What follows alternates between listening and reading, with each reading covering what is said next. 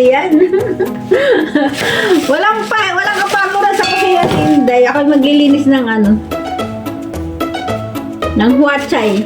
Alam niyo kung anong huachay? Ang huachay ay cauliflower. Ang tawag dito sa Taiwan ay huachay. Ito nga honglupo, oh. Honglupo is carrot, oh, di ba?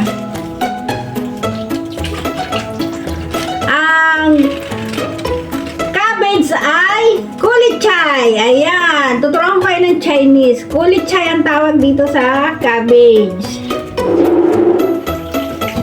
At ito namang anong tawag dito? Ito ay talumi. Ang mahilig kong kainin, ayan, talumi yan, oh. Ayan, ano tawag niyan sa atin? Litos. Ang tawag dito ay talumi. So, ayan, may natutunan na naman kayo sa akin na Chinese. Eto mushroom nga, tingnan nyo naman, ang mushroom ay ang pangtawag ay simbanggo. Kaibang iba, Diyos ko. Simbanggo talaga? Mushroom lang naman to eh. Simbanggo. Kung sa Tagalog ay kamuti. Andito sa Taiwan ay simbanggo. O, ayan. May natutunan na naman kayo. So, ayan. Ipagpatuloy na natin ang pagtatrabaho sa kusina. Naka-blazer ako, guys. Kasi madudumihan yung aking damit. Ay pink na pink pa naman ako. At magtataka kayo, naka-lipstick ako. Minsan lang ako makaisip mag-lipstick, guys. Nag-live kasi ako, tapos naisipan ko. Habang nag-live ako, nag-lipstick ako. Aba, ang ganda kasi ng lipstick ko. Feeling ko kasi gandang-ganda kapag naka-lipstick. Charot! Wala kami ibang kakainin nga ni Evelyn, guys. Alam niyo, guys. Naghirap kami. Kaya ang kakainin ko lang ngayon, guys, ay fried rice. Magpa-fried rice ako. Kailangan ko ng gulay. Kailangan ko ng carrot at saka ng ito, oh.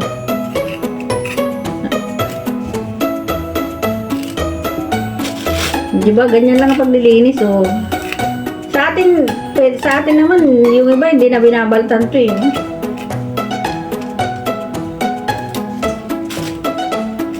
Ayan, oh, diba?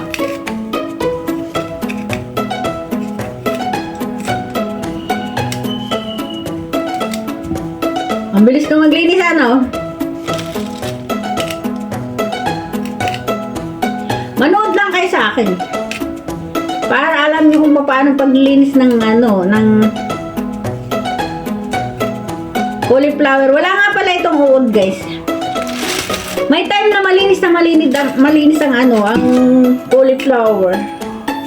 May time na walang uod, pero may time na punong-puno ng uod talaga, promise.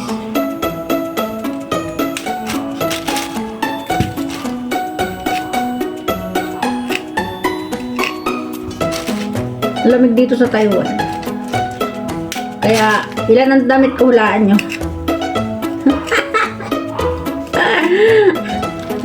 Grabe, dami ko suot. Okay lang yan. At least hindi ako magkakasakit. Kaya kayo na nasa Middle East, doon sa parte ng lugar na sobrang lamig, ay protektahan yung sarili nyo. Kailangan nyo magdoble-doble ng damit. Mahirap na pag nagkasakit, di ba?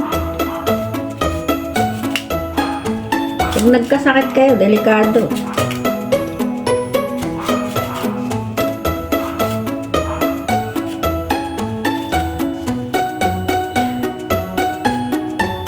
Di ba ganyan lang ang paglilinis, oh. Baakin pa natin yan.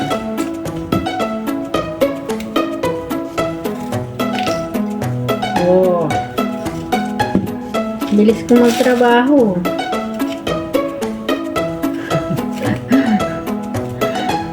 Hindi pwede sa akin ang bagal-bagal magtrabaho. Alam nyo ba yun? Gusto ko mabilis. Bawat kilos ko gusto ko mabilis. Hindi pwede bagal-bagal. Oh, tapos na! Ito yung pagkain mamayang gabi. Ito lalo ko sa fried rice. Para yung fried rice ko ay ano, healthy. Diba?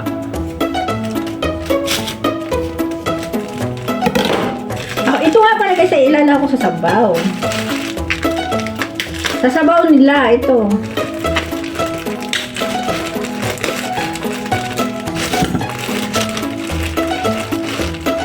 Ang mushroom. Nakakatuwa, no? May mga tanim plantation ng mushroom, no? Ganda, no? Grabe, oh! Paano nila napatubo yan ng ganyan-ganyan na lang, oh? Ang ganda, grabe.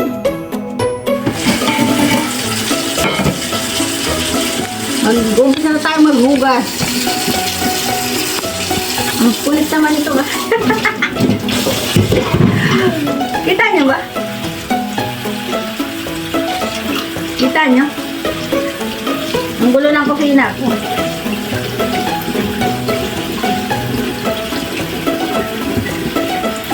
Mamaya pa kasi ako Mamaya pa ako magluluto. Kumbaga nagre-ready pa lang ako, guys. Itong salome, itong litos. Uulamin ko lang yan, guys. Kasi nga kami na Evelyn, nakakainin namin fried rice. Ito, hugasan ko pa yan sa sa tubig na malinis. Mayroon nga palang filter. May filter kami, guys. Ayun, no. Yun yung filter na, ito. Yan, no. Yan ang pinanghuhugas ko sa sa mga ang gulo ng kusina ko, kahiya-hiya naman sa madlang people.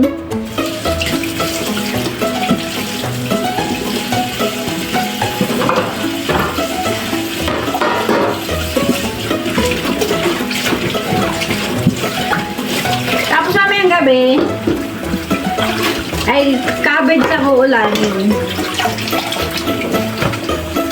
Kung hindi nyo natatanong, kanina ko pa ito binabad. Tapos itong tapatchay. Ang tawag dito, tapatchay. Ito yung, kung sa atin ito ay bagyo, pichay. Tapatchay naman ang tawag nila.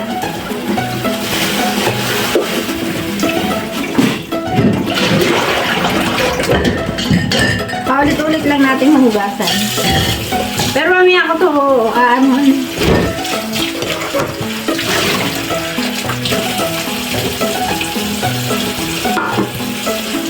mamaya ko to gagayatin pag lulutuin na. Para hugasan ko ulit siya bago bago lutuin. Ayan, malinis na yan. Pero hugasan ko pa yan mamaya. Hugasan ko pa yan ng isa-isa.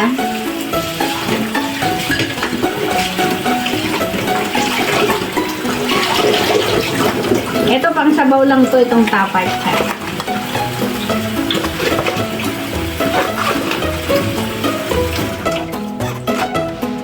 Yung tapay chay tsaka ito, ilalaw ko sa sabaw nila.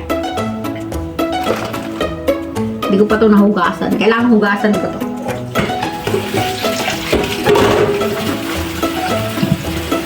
Oh, matatapos na si Inday.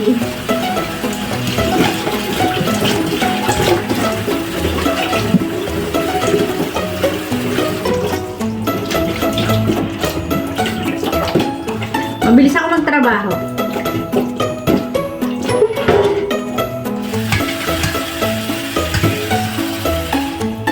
Everything is easy for me.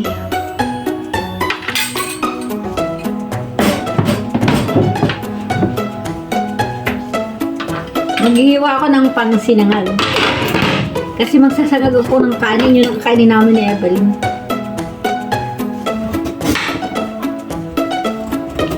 Wala lang, carrots lang nang ilalagay ko. Tsaka bawang. Pero kailangan kong manipis ang hiwa ng ano, ng carrot. Tapos, lagyan ko sili. Ang sarap ng sinangag pag may sili. At saka pag ganitong taglamig guys, masarap talaga. Pag bawat kain mo ay ano, may sili para protection sa iyong puso. Kung hindi nyo natatanong, ang daming namamatay pag taglamig dito. Kaya mas maganda na yung mag-protection tayo sa ating sarili. Ang cute ko naman, ganda ng lips ko.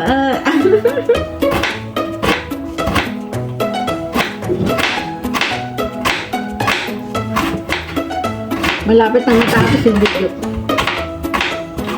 Hindi nyo tinatanong, nagbibideo ako palagi. 13 minutes. Gayahin nyo ako pag nagbibideo. Pagagawa kayo ng long form video, 13 minutes ang gawin nyo para madaming ads. Huwag kayo mag-upload ng maiksi. Paano dadami yung inyong revenue kung ang video nyo ay kaunti, di ba? Eh pag mahaba yung video nyo, di ba? Mahaba ang papasok na ads. Namimili ako ng bawang, wala kasing bawang. Walang stock na bawang si Amo. O at least marami ako nakuha. O, ayan. Isang lagayan ko na to.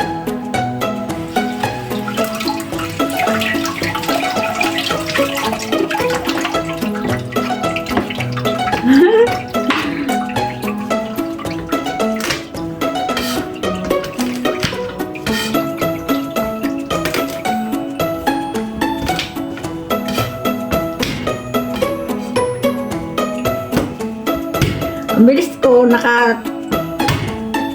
agad ako, matatapos na agad yung video ko, di ba? Kahit pa paano, habang nagtatrabaho ako, nagagawa ko ng content. Huwag na kayo magtataka kung ang content ko ay puro trabaho ng kusina. Kung trabaho ng OFW, baka sabihin nyo, uy, marunong din ako niyan, bakit yan laging kinukontents mo? Eh, pakialam mo. Sorry naman. Ganun lang talaga guys, kung ano yung available na gagawin mo para sa content mo, yun lang ang gawin mo. Huwag ka na magdalawang isip. Mas maganda nga kung kasama mo yung family mo, di ba? Pag kasama mo ang family mo, pagko-content na kung saya-saya, tsaka posibilidad na mag-viral. Siguro nga pag uwi ko ng Pilipinas, ayan, mag-umpisa na ako mag-content kasama ng family. Nung umuwi kasi ako nun, wala pa ako, tuliro ako nun, wala ako sa isip. Nagbakasyon ako 1 buwan lang, wala akong time para sa vlog ko, kaya ayan, yung pag-forgood ko sa Pilipinas, puro family na lang yun. So, ayan, maraming salamat! At magluluto na ako! Bye everyone! Bye! I love you all!